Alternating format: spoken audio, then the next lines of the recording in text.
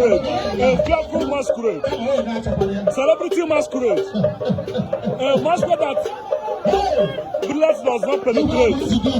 Look at his guys, his boys. Wow, I love this. I love this.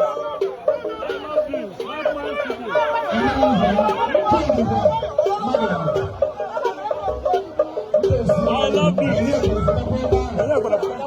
Hey, hey!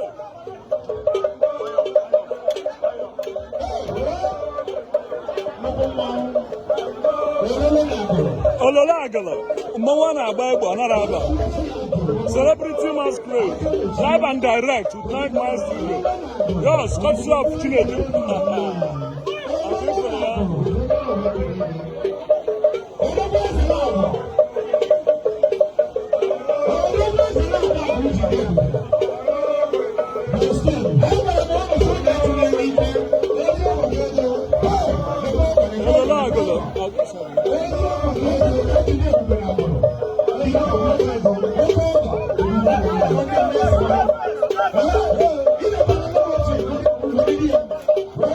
Ololagala masquerade.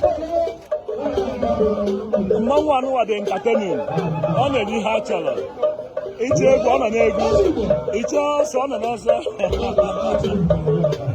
Wow. Ọkụ efolo ya na nnukwu osi n'oso ololo.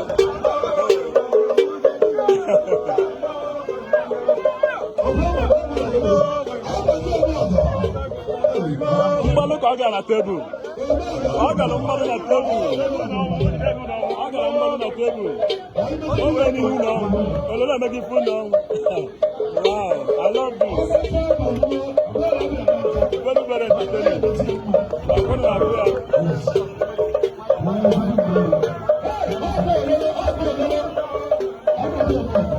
Ololo agụlụ, mmanwụ na-ekwu maka ya, ọnụ na-achọ agba akwa.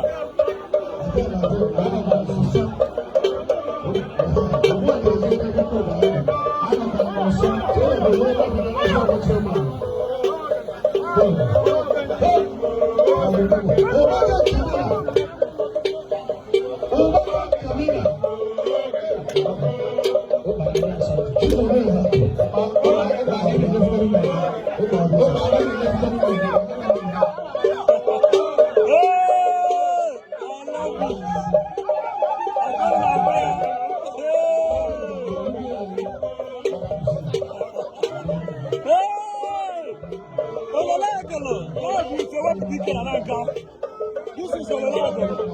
Live with your PDK Alaika. What's up, 9 Miles Studio? I want to live and direct. Ololagala with our PDK Alaika. I want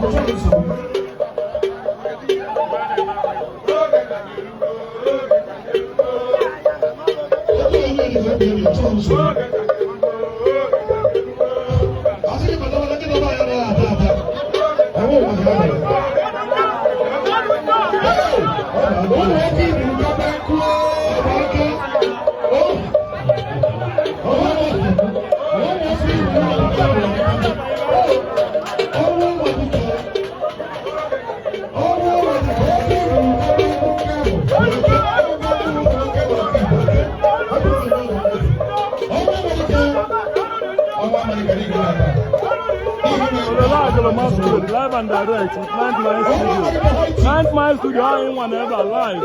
Another come here, Agolo. Enjoy yourself with the Agolo. I want to tell you.